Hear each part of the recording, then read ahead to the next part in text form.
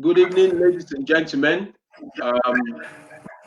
You're on live with Adigoke Omotola, and we're having a leadership talk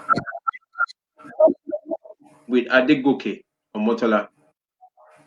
Tonight, I have a friend of mine.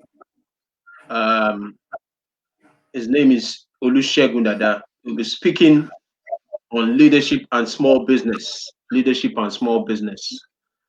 This is the 17th edition of Leadership Talk. Tonight's session promises to be very powerful, and I have no doubt that you should get a lot of value for being on this platform.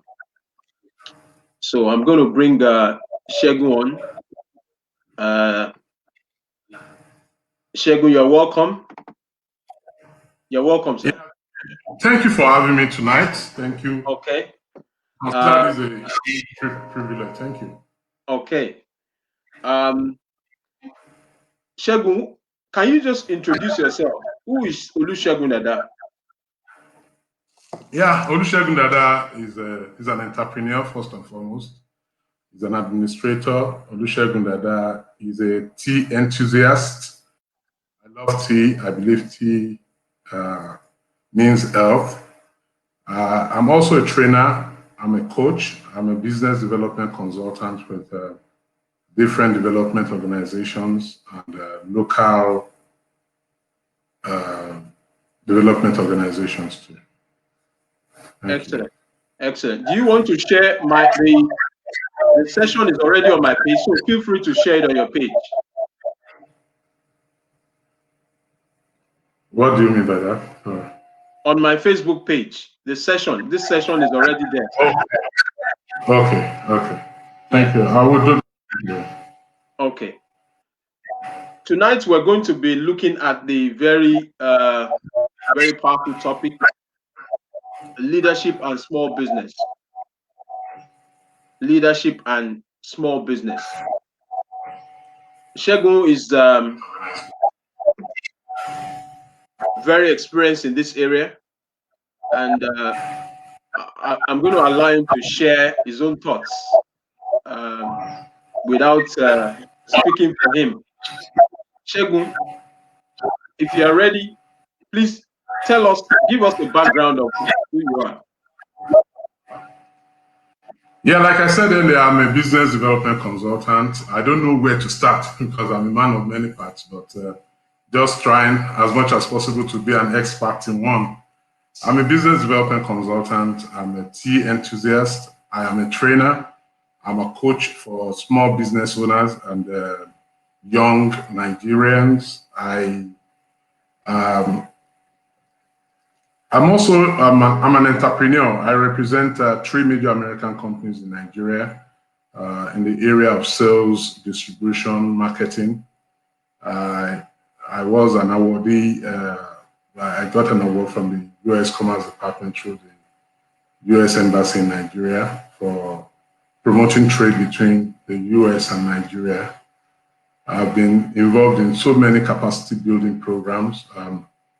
My outfit, the Ideas Center in Shagamu, Innovations Design Entrepreneurship Advancement Strategies, is one of the EDIs recognized by the CBN to train entrepreneurs to qualify them for the Novel Ask Miss program that is ongoing, where small businesses can access up to 10 million naira soft loans at single-digit interest rate for their businesses. I also work with international development agencies like the German Agency for International Development in the area of developing small businesses, increasing their capacity to be able to compete favorably in the market. So in a nutshell, that is what I do, and that is why I consider myself a development enthusiast, because I believe the truth is small businesses, because really if you look at it, we have 42.5 million small business owners in Nigeria. If you put that on the total population, that means about 25 to 30% of Nigerians are involved in one small business or the other. And I am of the opinion that if you want to raise human capital, you need to go through that route, because so many of us are into one business or the other. Awesome. Awesome. Awesome. Wow. So how did you get into leadership? Well, maybe we're going to discuss more later, but let me just give you a synopsis of how I got into development work. Sometimes about 15 years ago, I was already into entrepreneurship, so I was having some challenges, especially challenges in the area of dealing with the public sector. You send your people on the road to go and sell somewhere, and you see different government organizations or government agencies stopping them on the road, asking for one paper or the other. Coincidentally, beside me then was the Nigerian Association of Small-Scale Industrialists, just right next door to my office in Abuja. So I walked in there, I asked them, what do you people really do for small businesses? Of course, they couldn't answer me well, but somehow something just came over me that, look, I can join this organization and bring the change that I actually want for my business. So I joined them. That was 15 years ago. Then sometimes 10 years ago, I was co-opted to come and run for the office of the National Treasurer of the same organization. The election took place in Anambra. I won the election. I became the National Treasurer of NASI. And that actually marked the beginning. That actually marked the beginning of my foray into leadership. After then, I came down south. I came to Ogun State, and again, I found myself being elected the chairman of the same organization in Ogun State. And with that, of course, you're like leading hundreds, if not thousands of people that have actually been members one time or the other. And of course, with that came the responsibility and the knowledge of leadership. So I wouldn't say I walked in there with my eyes wide open. More like I wanted change for myself, for my business. I was like, hey, if I'm going to bring change to this business environment where I operate, I must be part of that process. So that was actually what led me to trade organization, the politics of trade organization, administration through trade organization, and leadership through trade organization. Wow, wow, wow, wow. Your profile is loaded, loaded, loaded. I just want to salute you, and I'm so proud of you, even for showing up at this time, particularly at the time when government is also looking for, direction to take the economy even further. COVID has done a lot of damage, even to small business and to the economy at large. But can you speak to the fact that Nigeria is going through some form of recession right now? I mean, what's the impact of the recession on small business? Just briefly. I mean, you see, behind for an entrepreneur, what I normally tell them is that behind every challenge, there are opportunities. Behind just one single challenge, you find so many opportunities, especially if you are the thinking type and the innovative type. Let me give this personal example. I sometimes around March, when the shutdown was to begin, before then we were doing our trainings physically. That's using our classrooms in Shagamu and Ijebu for trainings, and we were about going into into a lockdown, and the fact remained that definitely we won't be able to train again, because we won't be able to gather 30, 40 people in a class to train because of COVID. Government had already shut that down. The possibility of that was no longer to become. And we looked at it and said, how do we cope? How are we going to cope with this challenge? How am I going to pay the salaries of close to 10 workers in my establishment in Shagamu? And I felt bad because, look, how much are we paying them in the first place? Now, to lock them down and they won't be earning a dime, how are they going to cope with their families, even though most of them, if not all of them, most of them are single? How are they going to cope with themselves? How are they going to feed and what have you? So I cracked my brain, really. I'm using myself as an example. And I said, the only solution to this is for us to go online. Bearing in mind that the CBN that initiated the program did not tell us to stop training. They did not force us to stop training. So we went online. We devised a means of training people through WhatsApp. And lo and behold, we found ourselves training every week. Wow. We trained not average of 25 people online using the WhatsApp system, the WhatsApp app, every week. We can share videos, we can share voice notes, we can relate with them, we allow them to ask questions. And what we found out again is that it became is a lot more convenient and more effective than physical training. In the physical training, you have people who sit in class and would normally, maybe out of being shy, not want to ask questions. But because their faces are hidden, they don't know who they are. Nobody knows who they are. They feel so free to ask questions on WhatsApp. Wow. And we as trainers respond to their questions.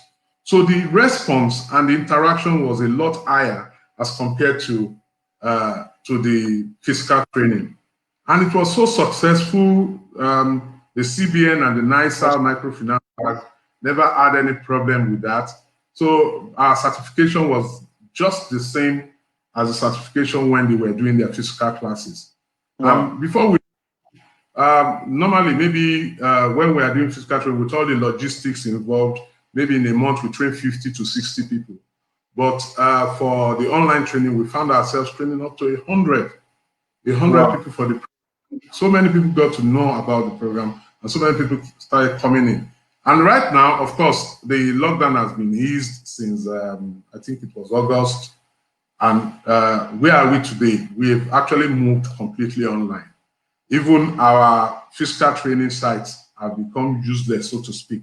Wow. We don't have any need for them again. So for us, we saw an opportunity or opportunities, because if you look at the way we do our online training now, you realize that we actually took care of a lot of problems that we normally encountered with physical training. Because we don't need to feed, we don't need to feed you. We don't need you, even for the trainees, they find it very convenient. You can lie on your bed, you can be on your chair, wherever, you can even be in your toilet using the loo to do trainings. So the convenience was there. We took care of the problem of convenience just because of the challenge of physical training. We moved online, solved a lot of problems. So you can see the opportunities that came by virtue of COVID-19. So we think we have COVID-19 to thank for opening our eyes and the eyes of our trainees to the advantage and the efficacy of training online. Wow, that's awesome, awesome. Congratulations to you. Now, what's the relationship between leadership and small business? Now, very important question. I totally believe the biggest problem we have in Nigeria is leadership. And I always tell people, though I've argued it with some of my friends, some of them will be online now listening to me, where they want to group people with leadership. I say, no, people are meant to be led. The problem is leadership. Once leadership is not there to lead, it becomes a problem. Now, who are these leaders? Who is an effective and efficient leader? An effective and efficient leader is a leader that can use resources, convert such resources to capital, and use it for the benefit of everybody. That is what we call positive leadership. Now let's go to small businesses. In Nigeria today, we have 42.5 million, according to the NBS median statistics of 2017.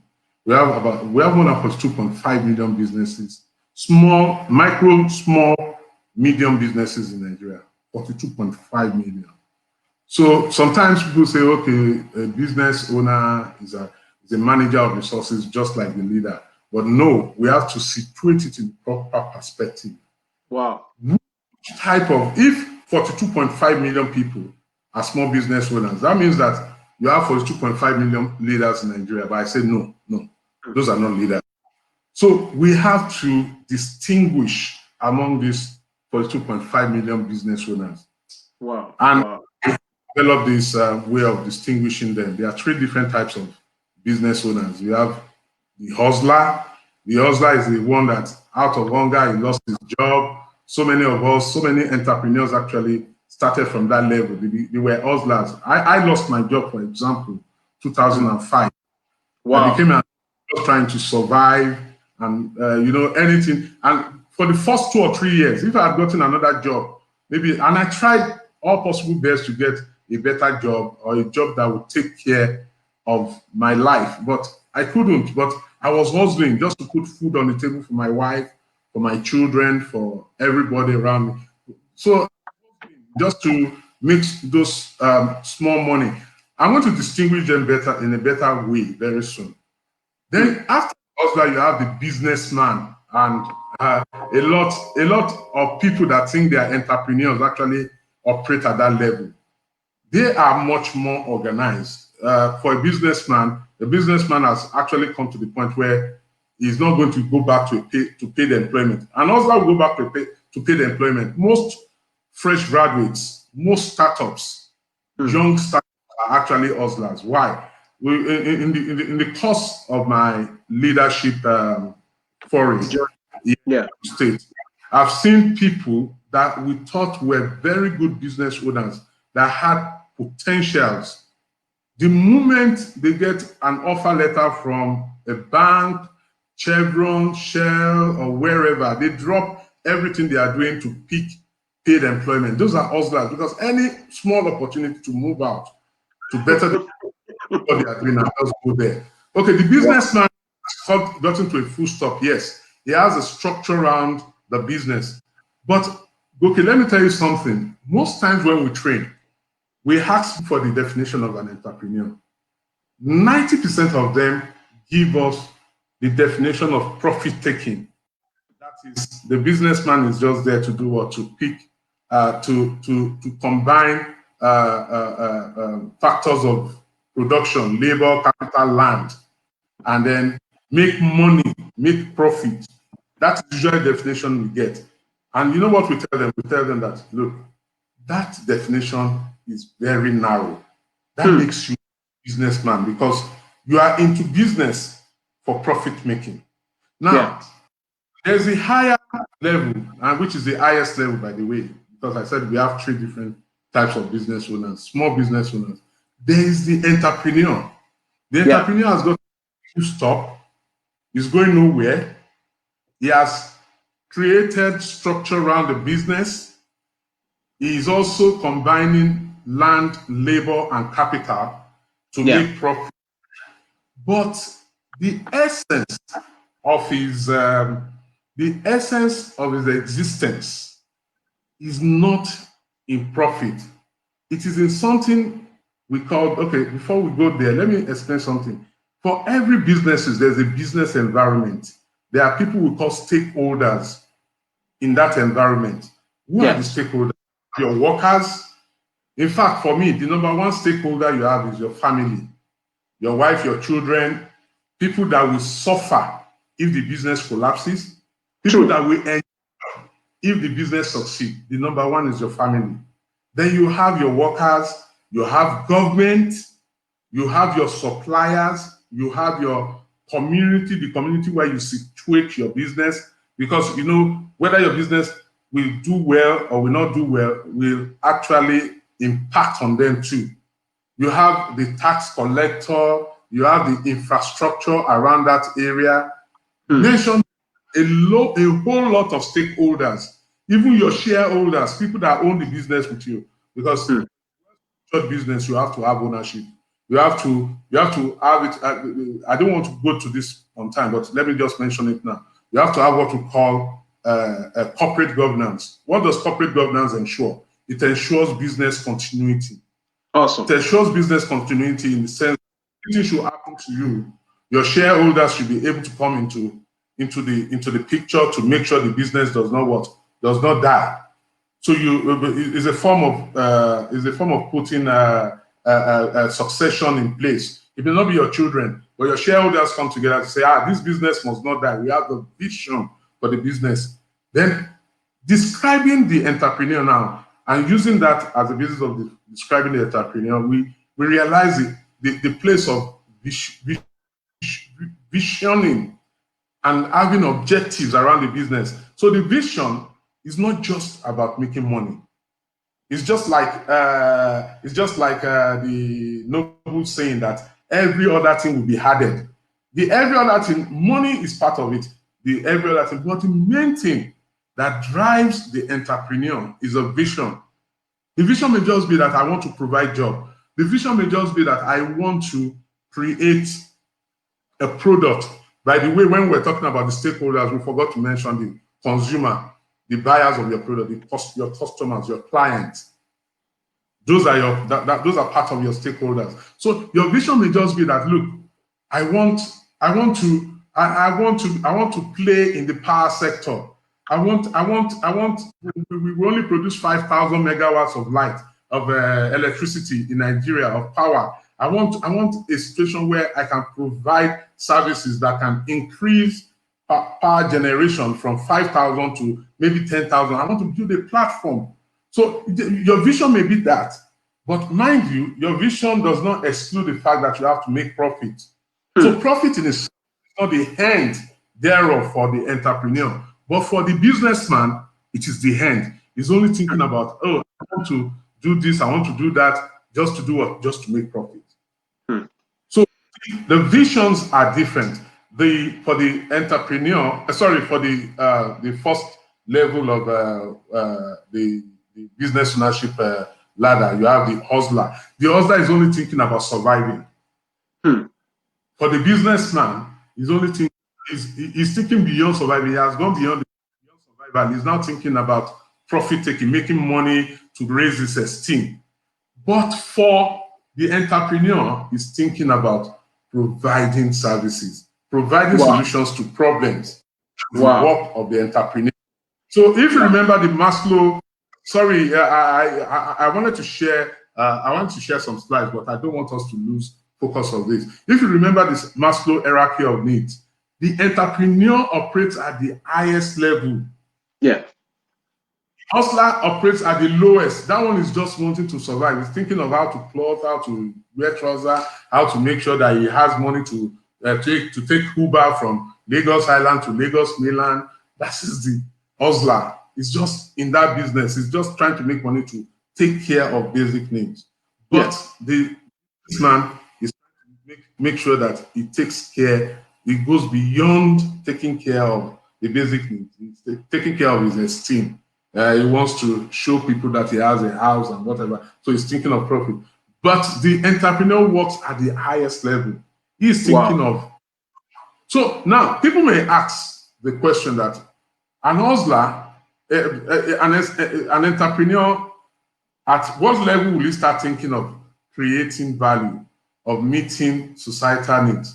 You have to start, even though you at that level, because you are a small business and you are just going into business, you are still operating at that base level of trying to meet your needs. But your vision must go beyond just meeting your needs. Your vision must go as high as meeting the needs of people and creating value, which is extremely wow. So in situating that, when we talk about leadership and small business, we are talking about the entrepreneur. Because the hustler only provides leadership for himself.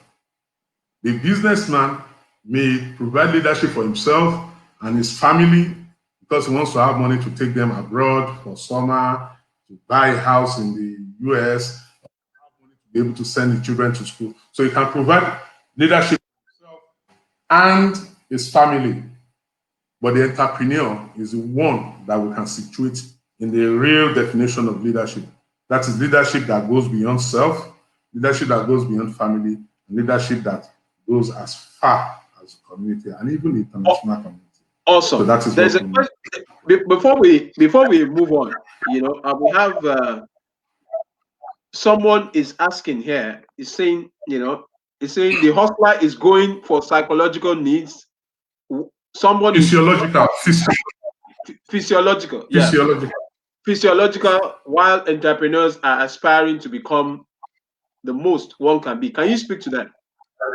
Exactly. That's exactly what I mean. If the entrepreneur goes beyond physiological need, the physiological need is taking care of your clothes. I want to be able to pay my house rent. I want to be able to feed, and I want to be able to clothe myself. Those are physiological needs. So when we talk about the entrepreneur, he's talking about the power need. That is taking care of community, taking care of needs that goes beyond myself, my family, and even the community. So wow. KB is very right, yes. Wow. Thank you so much. That's Kola Bakari. That's my good friend and my brother. Now, I want to, someone asked a question just before we move on. Someone said, how best can a small business owner influence his environment for nation building without losing sight of rich cash flow? Thank you very much. I love that. Olaolu is my very good young friend. You see, the truth about it is that, like I said, Jesus Christ said, seek ye first the kingdom of God. The kingdom of God is the highest you can think of. And every other thing will be added to you. But let me explain this. There is no way you are going to add value that you won't create value for yourself. The moment you are taking care of needs, every other thing will be added. You will see people coming after you. Governments will be coming after you. Why? Because you are fulfilling needs. You are adding value. By the services you provide, you are adding value. And in the process of adding value, people get to know you. People call you, they call you, they say, come and work for me, come and do this. And of course, there's no way you're going to work and not get paid, especially when you are the best at it, especially when people are benefiting from what you are providing. Look, Dangote as an example. I looked at Dangote when it started, and you know what Dangote did? Dangote went to meeting needs. He said, okay, I want people to be importing cement. Let me start cement company. Why? Because he wanted to create value for the local economy. He said that people to be importing juice. He went into manufacturing of juice just to do what?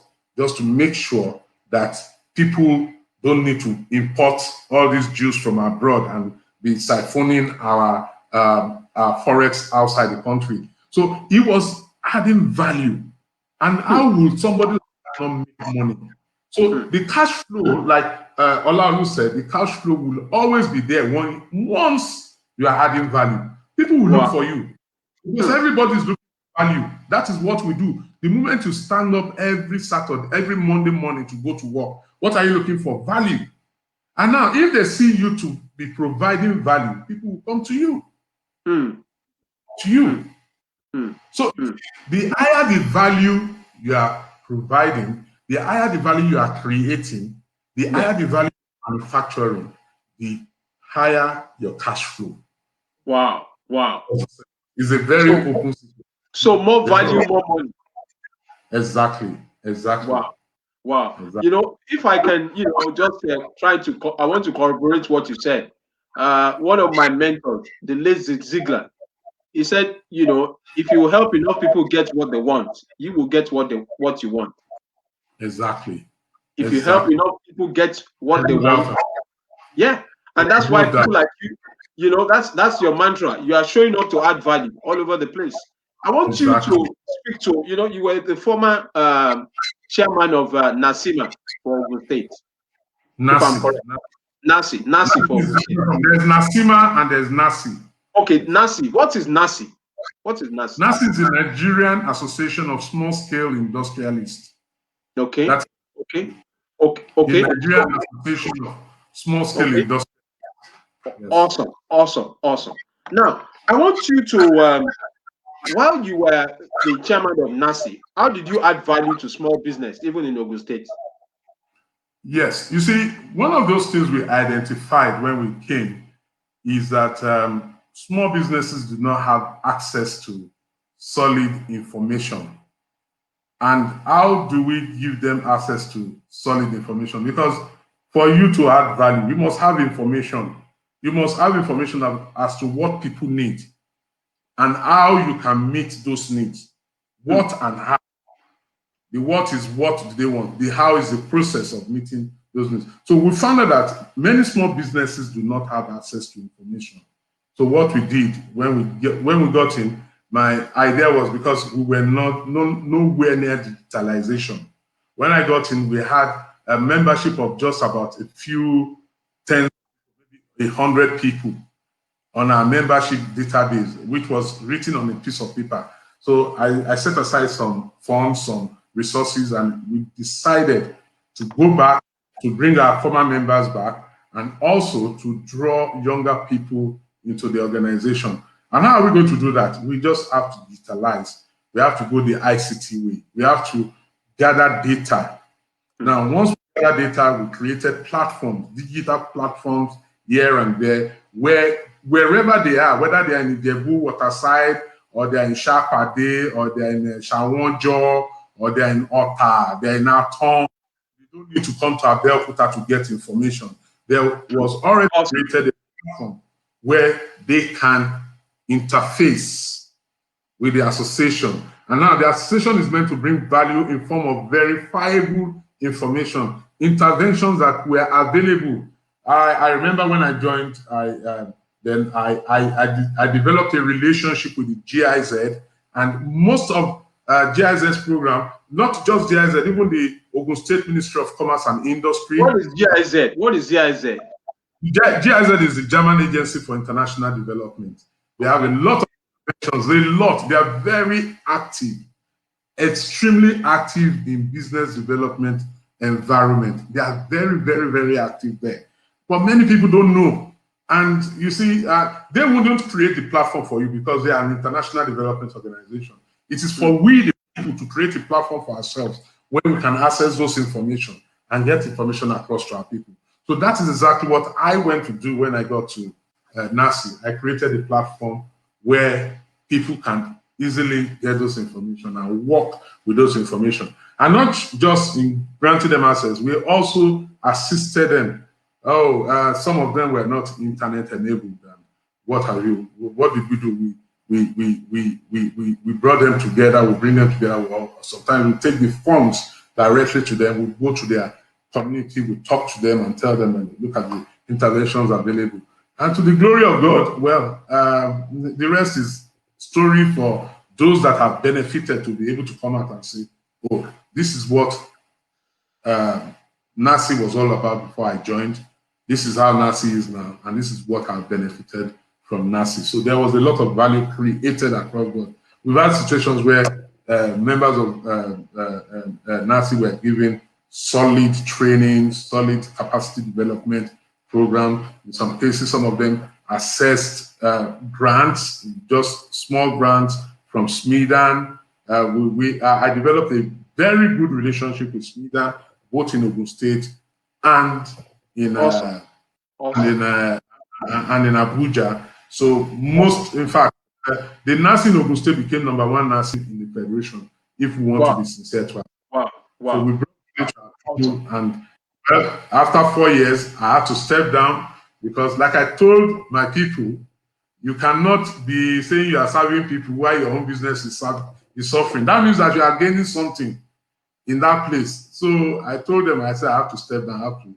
I've done what I can. I've developed a platform. I've foundation is now for the people to, and I believe that should be the case.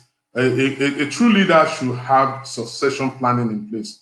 You should just be able to to sit back and watch the works of your hand grow. And we can see that happening, and we thank God, we glorify God for that. Thank you. Okay, Shegun, you have spoken so well. I mean, I just want to celebrate you. For those who are just joining us, I've been speaking with Olusegun Dada. Is a good friend of mine, and we're speaking on the topic today. We're speaking on the topic leadership and small business. This is Leadership Talk with Adegoke, and I have with me tonight. In fact, Shegun was my classmate in primary school. So it was my classmate in primary school. So, but I'm so proud of him. He's showing up. Now, someone I'm said proud of you. yeah. Someone said you should speak on the lifestyle of entrepreneurs, So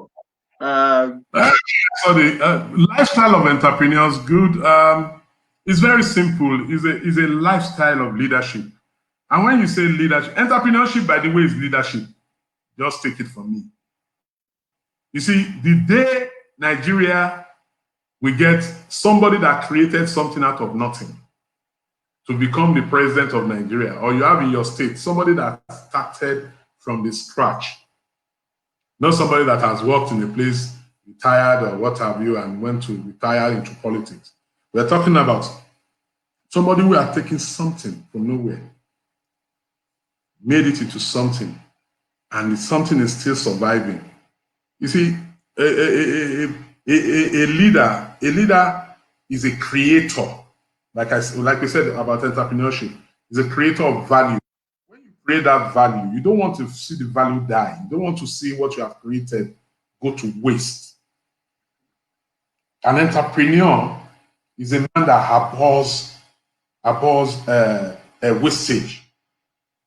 If you are not producing, you should not be on that table. You should not be on that chair. Be managing people. You are not productive. Because if the leader is not productive, the followers can never be productive. It's not possible. It's not possible. You can't give what you don't have. So the lifestyle of a leader, of an entrepreneur, is just what you see in a leader. Honesty, character, vision. That this is where I'm going. If I'm not going to get there, anything that is not going to get me there, what is it that is going to get me there? How do I remove it from the space and move forward? The moment you have those as leaders in a community, sincerely speaking, the community will witness change. There's no two way about it. You don't need to pray for change. Sorry, you don't need to pray for progress. Progress is work done. Wow. It is work done. Working towards progress, you won't get progress. It's not possible. Let's stop deceiving ourselves in Nigeria. You can't pray for progress. You have to work for progress.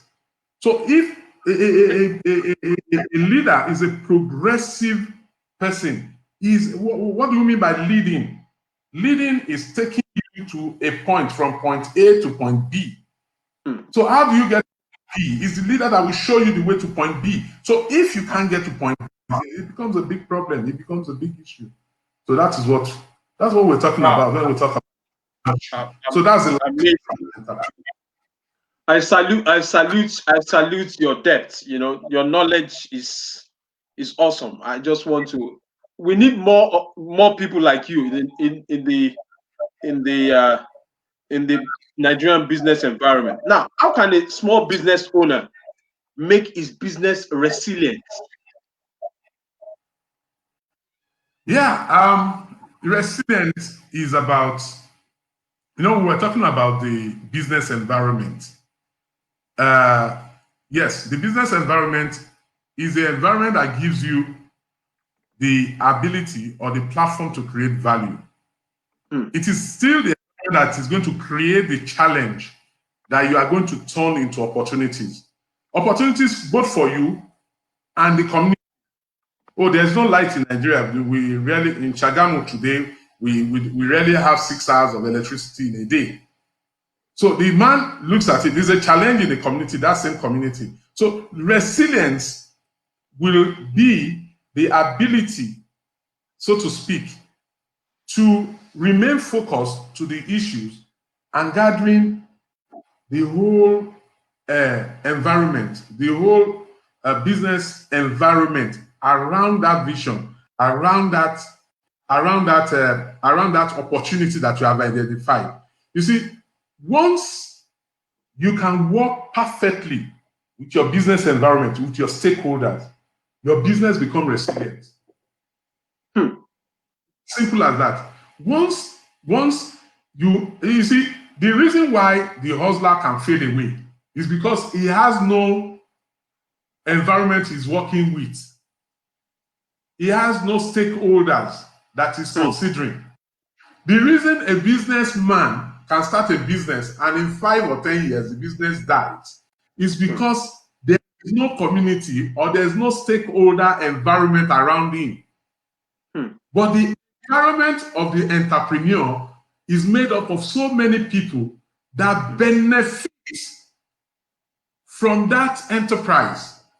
So people benefit from your enterprise, the more resilient your enterprise becomes. Wow. The more resilient the enterprise becomes. It is like people are saying, no, this business will not die. If a business that is providing employment opportunities for a community is about to die, what do you think the community will do? Wow, they come together. If a business that is paying good salary, treating the customers well, is about to die, what do you think the workers will do? They will increase productivity. Because they know that, look, if this our business dies, what happens to us? So resilience is based on the entrepreneurship mindset of providing value for as many people as possible. Wow. That's the environment. Wow.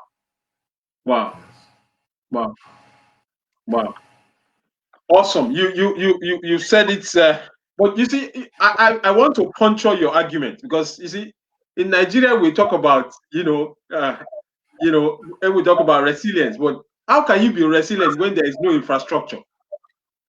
You see, that is where the opportunities are. That is where we keep talking about infrastructure as if it is an impediment. But I keep telling people that those impediments, there's a saying that every obstacle that is thrown at your path becomes a stepping stone. Now, these same impediments that we see, the Indians, the Chinese coming into our environment, is it that they don't see it? Is it that they don't see it? They see it too, but they have learned. You see, and that is why a lot to say about these issues. That's why we said the entrepreneur must have a mindset of stress. Now, you have to study the Chinese and the Indians. What makes them tick? What makes them tick? What are those things that they do that makes it possible for their businesses to thrive, even where there are challenges? To a community. We did a study one time and found out that indigenes in a particular locations are usually the worst type of business owners because they are laid back. But when you have an outsider coming into that community, it comes with the mindset that it is either I succeed or die. Wow. Because he knows there's nothing for him to fall back to. So you need to understudy what makes these people that come into your community work, make money, and live. They transfer. Some of them don't even live. They marry, they intermarry, they naturalize. So one of those things that we found out about these people is the meaning of community. They come together, they help themselves. You see, you can't be an entrepreneur and not be an angel investor. Especially when you see somebody that is honestly trying to survive. You will know when you dip your hand into your pocket and say, oh boy, take this and add to what you have so that you can make it and move higher in the hierarchy of needs. Why? Because you can see value. You can see somebody that is ready to create value that you love creating. The only way so when you look at the Chinese Indian community, they have access to free funds, cheap funds. There are people come together, and in Nigeria, there's a group that I really want to commend for the way they do their enterprise. The Igbo man goes after every church service on Sunday. He goes to the real Igbo man goes to a parapor meeting, a town meeting, town hall meeting. Yeah. Wherever they are in Nigeria, whether they're in Sokoto, Kano, Shagamu, Ijebu-Ode, wherever, even Yobe, they must go to a town hall meeting. You know what happens when they tell them? They come with their problems and say, there is an uncle. Uncle, I have this business idea. They've seen him doing something. They know this man to be a honest businessman, to be a very, very forward-looking businessman. They say, okay, let's see how we can help you. They bring money together and give it to him, and that guy pays the money back when and what he collected. Why? Because he collected it from community. So like somebody was asking for the lifestyle of an entrepreneur.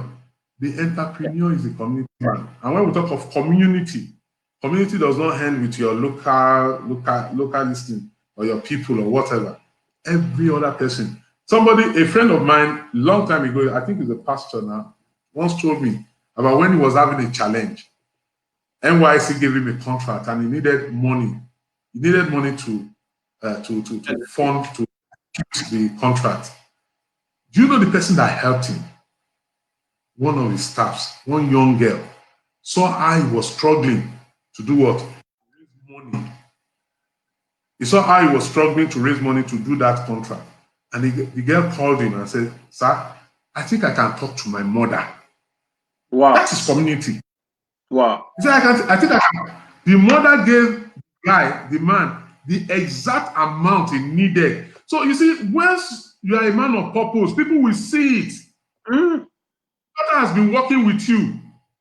I've heard a lot of good things about you.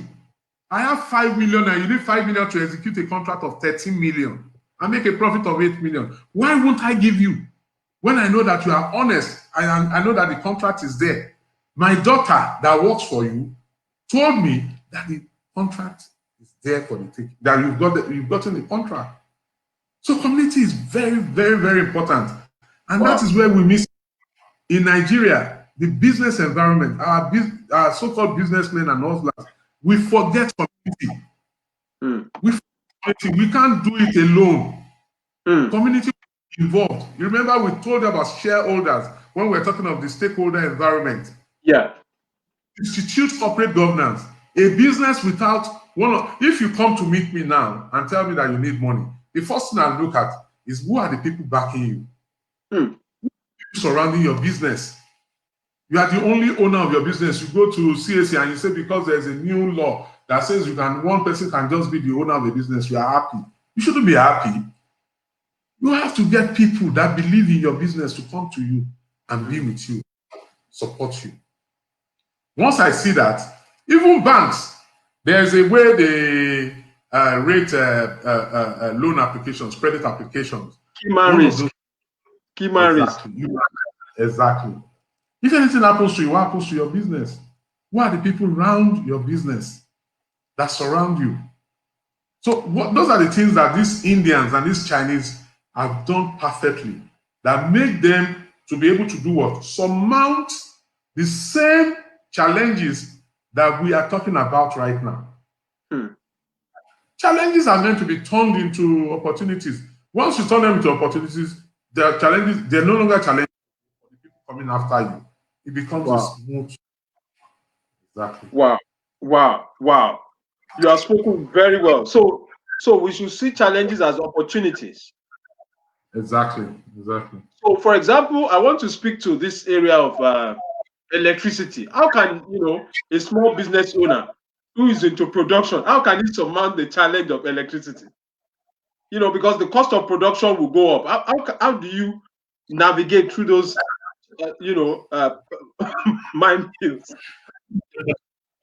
You see, it's as simple as it is. It's just go and buy your generator. Wow. Now, let me tell you something that we have to be. Yeah, let me tell you something that we have to be very mindful of. Do you know that if we are going to start having electricity in Nigeria, maybe 24/7, we have to pay more? This is something many people do not want to listen to or do not want to hear. Do you work for We the electricity company? Are you with the discos? Yeah, in fact, those who are when you know my relationship with listening. them, the problem we have with the privatization of that sector was that it wasn't well done. But the truth again is that if they are going to give us 24/7 light, they have to upgrade their facilities, Yeah, yeah. their instruments or whatever they are using. They are all the The cables stations, and what they so on call and so forth. Yeah. it, change. Where are they going to get money for that? You see, if you are going to still continue paying what you are paying now, the people that are supposed to give them money will not give them money because they know that we will be able to raise money to pay them back their loans. It's as simple as ABC. So now, but that's not where I'm going, so that people do not misconstrue me.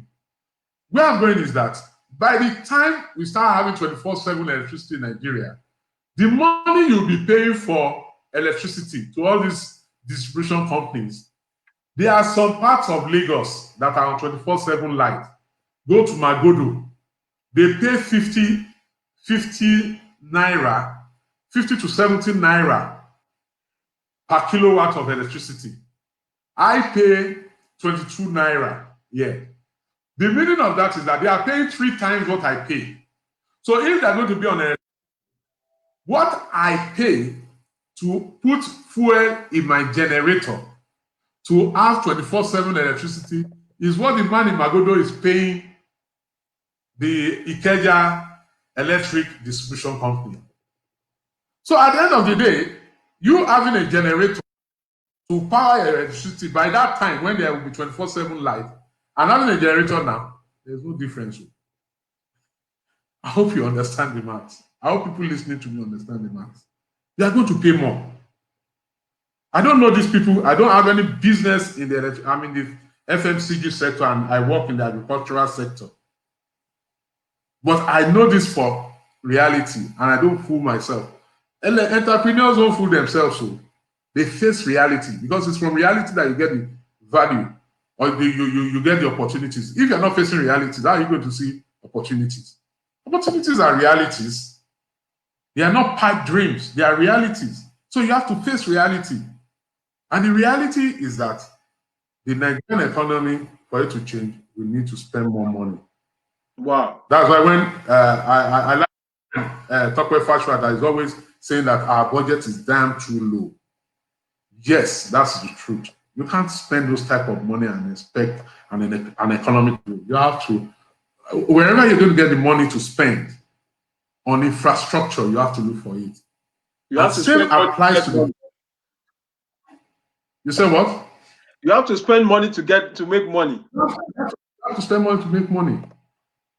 You see, the reason why the return on investment in Nigeria is extremely high is these things that we've mentioned, the opportunities that we see, the challenges that we see, because the higher the challenges, the higher the rate, the return on investment. Why? Because you are going to charge premium wherever there are challenges. You will charge premium wherever there are challenges. You're not going to charge to meet a solution. You're not going to charge the same way where you have everything moving on smoothly. You are going to add money upon money to take care of the diesel you are burning on your generator. The fact that the roads you have to now be you maintain your car much more than the man in South Africa, the man in Johannesburg, or the man in the US or UK. The roads there are very terrible. So that means that you have to take care of all those challenges and then you have to pay premium in order to remain in the market. Wow. So Wow. Now, before you go on, now, our borders were closed for so long. The Nigerian borders were closed for so long. And quite a number of small business owners, that had to do cross-border transactions. It Yeah. impacted their business negatively. Can you speak to that? Government has I opened the was, border now. you see, I was nonplussed. I was so mad. And why close the border for what? I till now I don't even understand the reason why they close those borders. You will tell me that because they are smuggling. Is that not a whatever a bad report on the same government that is saying that people are smuggling? And you have a customs department that cannot stop smuggling without you closing the borders. So many, especially in the agricultural sector, were faced with a lot of problems. They couldn't take the Nigerian market. You will be surprised to go to when you go to Liberia, Sierra Leone. The Nigerian market supplies most of those countries. And in the interim, you gave those countries the opportunity to look elsewhere for products they would have easily from Nigeria. So I just don't understand the government in that. Closing the border for what? I just don't understand. There may be ulterior motives or other motives why government did that. But sincerely speaking, for me, I just don't understand. If people are bringing goods from Cote d'Ivoire, Benin Republic, Togo, to bring into Nigeria, our goods too were going out to those countries. In fact, we were buying more than we were buying from them. Our ports became too expensive. People will now take products to other ports to import. I heard is about 20% of the value of duty that you pay on imported products that you pay across. So why don't you just reduce import duties? Though it's not cast on stone, it's not that easy to say we should just reduce import duties just because we want to compete well with all these smaller countries. But closing the border was just killing a mosquito with a sledgehammer. Doesn't make any sense. Okay, I want to also speak on this ease of doing business. Government has come up with this, concept, ease of doing business, and we've been on it for a few years now. But can you speak to that, please? Yeah, we really need to ease business registration, business processes, and what have you. But at the same time, there's still a lot to be done. I know for one that it's still not that easy to register your businesses. The issue of paying levies and charges is not too, especially at the state level. They need to ease a lot of that. I have a challenge with the cooperative system. Now, let me quickly say something about the cooperative system. I will tell you something. The cooperative system holds the solution to many business or enterprise problems in Nigeria, especially where micro, small businesses are concerned. If we can modernize, revolutionize that sector, the cooperative sector, wow, our business environment will thrive. Wow. Tremendous. But like we noticed, we've been trying to say this, but sometimes when we say it, we enter some form of trouble. Why should it take 10 people that want to come together to form a cooperative close to 1 week, 2 weeks to get there? In fact, I just don't want to sound negative. So there was one we were to register about 6 months, no, about 2-3 years ago. I trained some small business owners, and we realized that, look, these people are in the same community, and the best way to help them to drive value, to drive the process, is to get them to create a cooperative. So I encourage them, even from my pocket, I gave them some money just to, because these are peasant farmers and processors, gari, fufu processors. So we did all these things for them, and we set in motion the process of registering cooperative. It took close to 1 year to get that cooperative register. Hmm. The bureaucracy is too much. Wow. Why can't I just go online and start the process of registering a cooperative? Why? What is the rock science, or is it rocket science they call it, in registering something in this era of ICT? You understand? So when we talk of the ease of doing business, I think government should look at that cooperative sector. Well, in the times past, we've been focusing too much on foreign direct FDIs, foreign direct investment, how to get people to go to the embassy in Washington, in Atlanta, to get visas within so much period and what have you. But I think government should focus more on the domestic sector. And when we focus on the domestic sector, we're talking about the micro, small businesses. And if we really want to help that sector, I think we should consider the cooperative system. So ease of doing businesses for small businesses will have to take care of the cooperative environment. Wow. And Wow. we need to modernize it. We need to revolutionize that sector. Wow. It is very, very important. Any government that is interested in getting this thing done, take care of that sector. Wow. I told some state government that, look, I don't see the reason why you have to lump. Only Lagos State was wise enough to create a cooperative ministry different from community development ministry. You shouldn't lump them together, because when you talk of community development, you are talking of politics, really.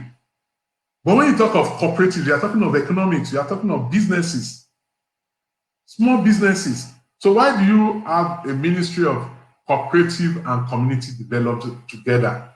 Mm. You see, politics must be a bit far from cooperatives, because the cooperative must be well run. It must be democratic, extremely democratic. It must incorporate governance in every way. It must make sure that records are established. Now, again, we found out that the cooperative movement is made up of so many old people in their 50s, 60s, 70s, even 80s are in cooperatives. The younger people that make up 70% of our population are not in the cooperative movement. So how do we bring them in?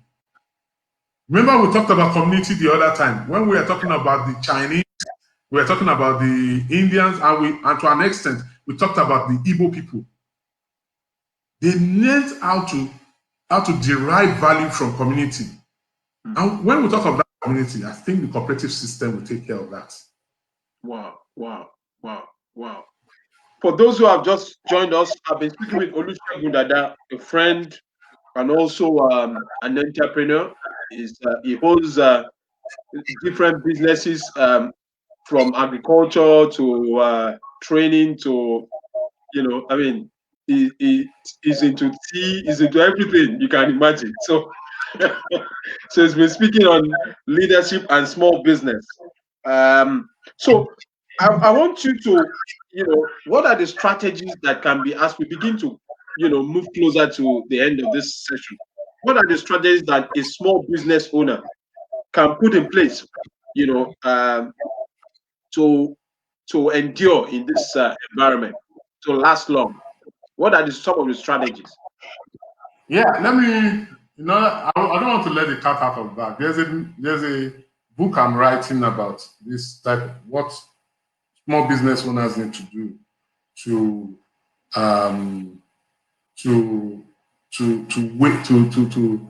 sail, to be able to survive the turbulent business environment that we find ourselves in Nigeria, no doubt. Yeah.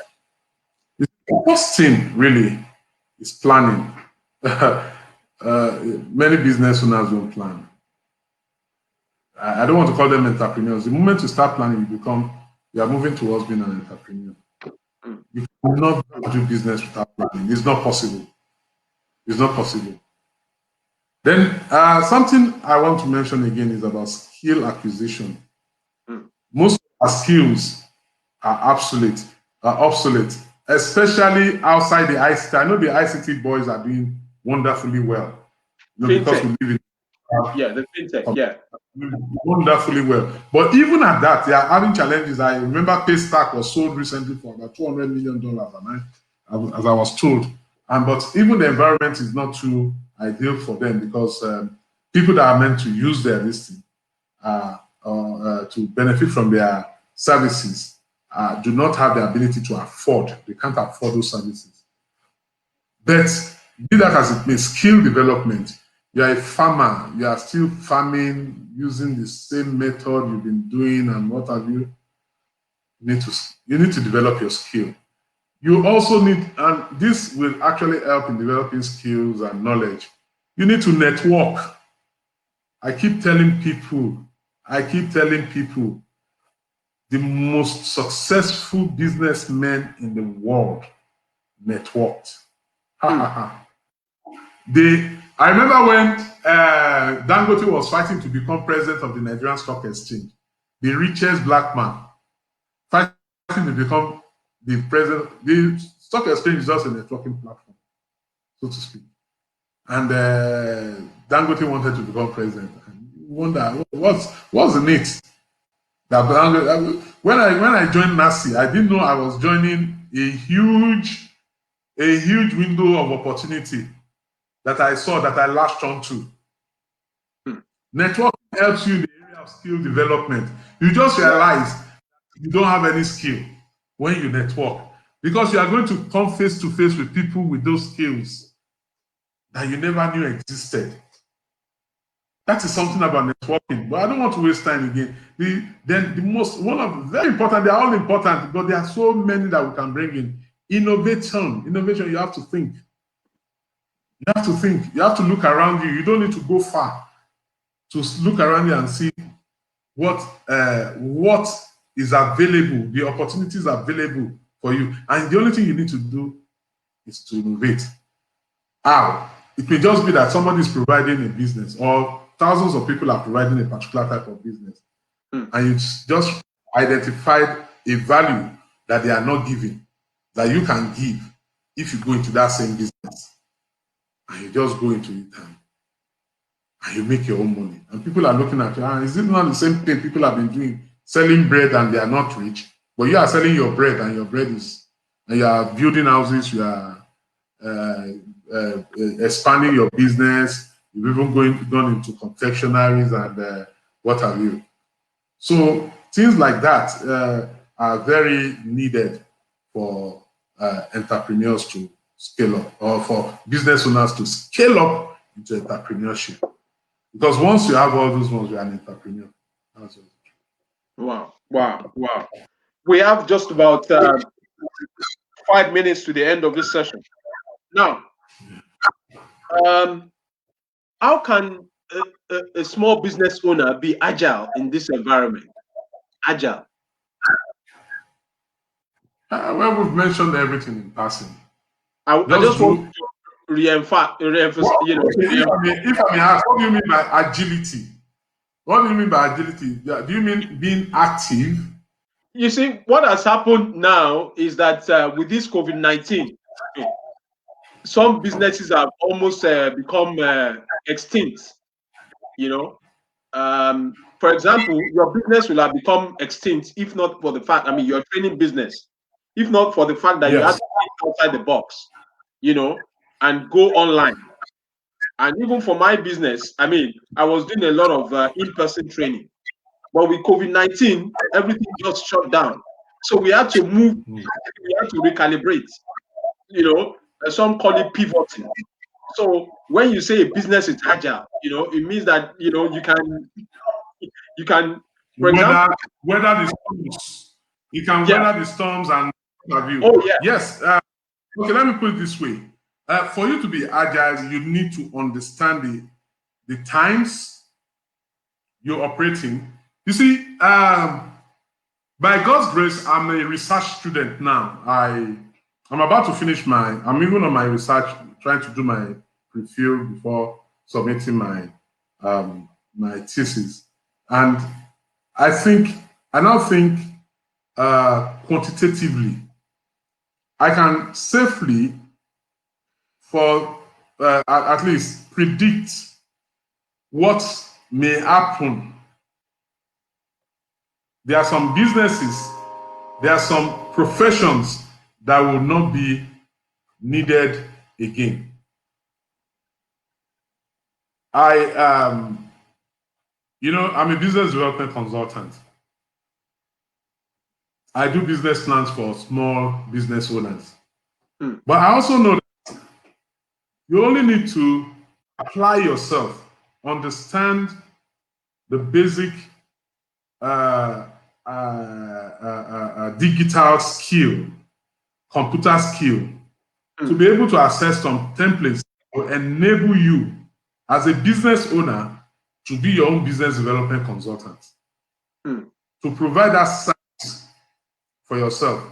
So agility, the ability to weather storms now, may depend on your ability to understand the trend. The trend in your industry. Remember we talked about skill. The trend in what is going to happen in this industry in the next 1, 2, 3 years. Let me tell you one trend that I foresee.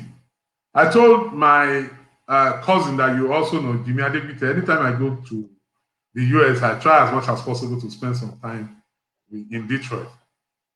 Now, before now, I can tell somebody that I want to come to see you in US so that we can discuss business. But now people will not need to see you. We can talk on Zoom. We can talk on. So what does that mean? The traveling business is going to be impacted. So agility is the ability to know the trend and how it is going to affect your business. And we told you, you have to be innovative. You have to be skillful. You have to be knowledgeable. You have to know what is happening or what is going to happen. Many are living in the past without knowing that they are living in the past. What is going to happen to your business? I have friends that are into some archaic businesses that are going to become so archaic. I have people that do party planning. How many people have done parties the past 1 year? COVID is going to definitely affect the business for further months down the line. So what have you done? What have you thought of?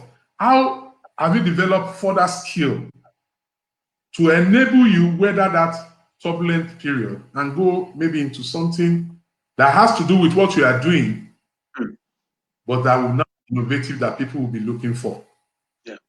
So your ability to weather the storms, your strength will depend on your ability to study trends. Wow. In the chat section, I just want us to appreciate my brother and my friend. Let's just say something nice to encourage him. He has shown up tonight. He has poured out so much knowledge. For those who are just joining us, I've been speaking with Olusegun Dada. So I just wanted in the chat comment section, just share, words of appreciation to this great man, a very dynamic and resourceful person, who has, shown up tonight just to add value. We just want to appreciate. You see, we need many Nigerians, in your space to come out and just encourage people, because some people have even run out of ideas. They are looking for inspiration. They are looking for, but I believe that showing up tonight will encourage as many people. And for those who are watching, feel free to share. You just might never know. This might just reach someone that will encourage the person. I just want us to appreciate someone and come and just encourage you, because some people have even run out of ideas. They are looking for inspiration. They are looking for, but I believe that showing up tonight will encourage as many people. And for those who are working, feel free to share. You just never know. This might going to reach someone that will encourage the person. I appreciate some and come and just they are looking for inspiration. They are looking for, I believe that showing up to that will encourage that many people. And for those who are working, feel free to share. Just let me know. So finally, who are your mentors? Please just share with us your mentors. Okay. A very good question. I often tell people that, look, a mentor is not, I wouldn't call Dangote my mentor. I'm not close to him. A mentor must be somebody that is close to you, that you can watch closely to understand some things that you may just lack. Once I lack something and I'm looking to fill that lack, to fill that gap of knowledge or of ability, once I identify you to have it, I move close to you, become my mentor. I've had mentors that are younger than me. I have a young friend that when I was to go back to school, I was more of a mentor in that way. I have a mentor in the area of planning. His name is Ubong. He's not on Facebook, coincidentally. Ubong is one of the most organized person I've ever seen in my life. So the moment I met him, I just I understudied him. I started on the journey to organizing my life in a very special way, and he has remained one of the best friends I've ever had. I have a cousin too. His name is Shola, who has always been there for me. When you talk of intellectual depth, sometimes you just maybe as an entrepreneur we can be very aggressive, very aggressive, and sometimes we forget to think before we latch on to an opportunity. So sometimes you just have to go to I want to start a new business very soon in the next month or so. And I ran to him and told him that, look, I want you to play the devil's advocate in this business. Please. I've told him about the business long before now, but I've never really sought his opinion as to what, and he gave me some advice step by step. He said, look, do it this way, do it that way, do it. And I started doing it that way. So mentors must be somebody that is very close to you. So those two close friends of mine, I don't joke with them. I can mention it anywhere. Many people that know me very well know how close I am to these people. I have a young mentor in the area of academics, a very young friend, very as young to be mine. Well, if I had children at the age of 17, I should have 16 or 17. Adedara, he's not here. I don't know why he's not here to watch this. He's a mentor for me. I really like the guy. I value him a lot, even though I have problems with him because I always tell him, oh yeah, so that we'll grow together. So he's a mentor. I have younger mentors too, so many. I can't keep mentioning their names there. People that have studied from far. I have this young guy that served with me that I studied whenever, no matter how small, very young too, younger than even Dara, that when we speak nearly every day. I still speak to him today. But one thing I tell him, he likes money too much. Cool down. Yusuf is there. He's listening. Well, it takes one. It takes one to know one. You must like money. I don't have. He knows that I don't like money. What I'm trying to get at is that a mentor is somebody close to you that has an attribute that you really, how do I put it? You really covet. A positive attitude that you really covet, that you know that you don't have. Then you get close to them, study them to know what makes them tick, what makes them what they are. then you try as much as possible to, then you seek their help too in achieving those aims. So those are mentors to me. I have a lot of them. I can't keep mentioning all of them. Wow, Thank wow, you. amazing. We want to thank you so much for showing up tonight to add value. In 30 seconds on the final note, what would you like to say to those who have been listening or to those who watch the replay? Yeah, thank you very much for listening. I really, I saw some few of my friends, my cousin that was there to come back home. He's in the UK. Come back. Let's do it together. Let's change Nigeria. Let's change Nigeria. Entrepreneurs will change Nigeria. That's the truth. If from the 42.5 million business owners we have in Nigeria, if just 10% of them, even 10% is too many. If just 5% of 42.5, 5% of 42.5 is 2.125, 2,150,000 entrepreneurs. If we can have 2,150,000 entrepreneurs in Nigeria, the whole environment will change. The whole environment will change. So we need more entrepreneurs. We need, the meaning of that is we need leaders. Entrepreneurs are leaders. There's no doubt about that. It has been scientifically proven. Entrepreneurs are leaders. Just take it. Wow, wow, wow. Thank you so much. Thank you so much, my brother, my friend. So on behalf of myself and my team, you've been watching Leadership Talk with Adegoke. And I've had tonight with me, Olusegun Dada. He's done, justice to the topic. And I trust that, you continue to excel in whatever you do. We are so proud of you. And you are an encouragement even to the youth and the upcoming generation. So once again, thank you everyone for joining us. And until next week, same time. Bye bye. Have a great day. Good night. Good night.